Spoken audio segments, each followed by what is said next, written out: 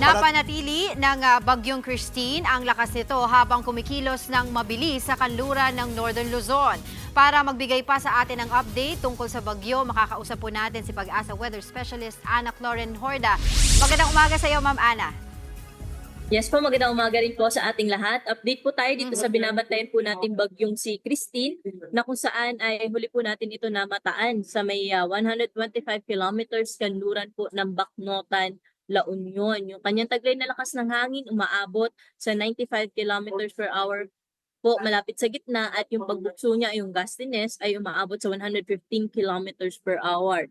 Dahil nga may kalawakan pa rin yung itong sirkulasyon o yung diametro o radius nitong bagyong si Christine, kaya madaming areas pa rin po dito sa Luzon yung nakataas yung ating tropical cyclone wind signal.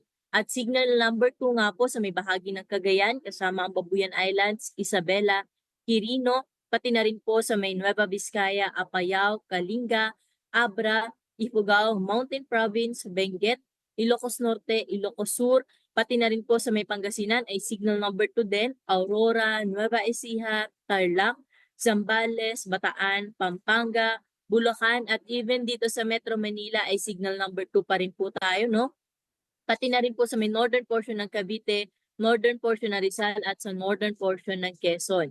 Samantalang nakataas pa rin po yung ating signal number 1 sa may bahagi po ng Batanes, the rest of Rizal, Cavite, Batangas, Laguna, the rest of Quezon, kasama po dyan yung Polillo Islands, Occidental Mindoro, kasama naman po dyan yung Lubang Islands, Oriental Mindoro, Marinduque, pati na rin po sa Romblon, northern portion ng mainland Palawan, kasama po dyan yung Calamian, Puyo, at pati na rin po yung Kalayaan Islands. At dahil nga kahit sa Bicol region, meron pa rin po tayong signal number 1, no? Lalo na po sa may Camarines Norte, Camarines Sur, Catanduanes, Albay, Sorsogon, pati na rin po sa may Masbate, kasama po Anticao at Burias Island. Sa may Visayas area, signal number 1 pa rin po tayo sa may Aklan, Capiz, Antique, kasama po dyan yung Caluya Islands at sa northwestern portion ng Iloilo.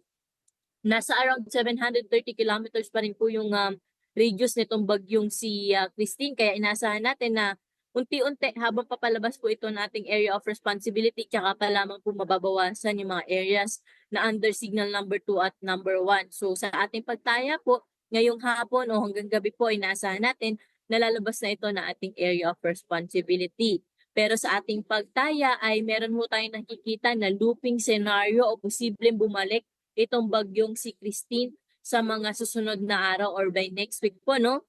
Dahil sa ngayon, meron tayong minomonitor na isa pang tropical depression na nasa labas po ng ating area of responsibility. So inaasahan natin na medyo maglalapit itong dalawang to. At sa ngayon, medyo mababa naman po yung chance na magkaroon sila ng interaction, pero hindi po natin i-rule out yung possibility na sa mga susunod na araw o pag medyo naglapit po sila in the coming days or by next week, ay posible ho sila magkaroon ng interaction. Kaya po medyo looping o papaikot or mukhang babalik po itong binabantayan nating bagyong si Christine by next week po sa ating area of responsibility.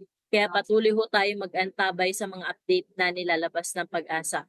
Pagdating naman po sa lagay ng ating panahon, ngayong araw, ina-expect pa rin po natin na malaking parts ng Luzon ay makakaranas pa rin po ng mga rains with gusty winds. Pero bukas hanggang sa linggo, inaasahan na po natin ang unti-unting pagbuti ng kalagayan na ating panahon, hindi lang po dito sa Metro Manila, pati na rin po sa ibang bahagi pa ng ating bansa.